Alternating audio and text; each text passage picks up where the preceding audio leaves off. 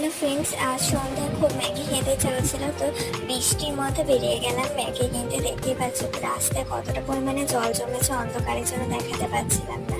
Normal Maggi তো আমরা প্রতিদিনই খাই, তো আজকে একটু নর্মাল ম্যাগিতে আলাদা রকম বানানো। রসুন, টমেটো, লঙ্কা, ধনেপাতা এই সমস্ত কিছু কেটে নিলাম। এবার ম্যাগিটা সিদ্ধ বসালাম।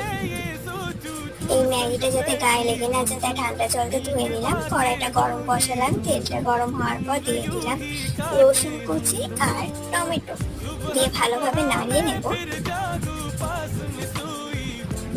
একটু লবণ দিয়ে দেবো আর লঙ্কা কুচিটা দিয়ে দেবো। এবার অ্যাড করব ম্যাগি মশলা দিয়ে ভালোভাবে নাড়িয়ে নেব।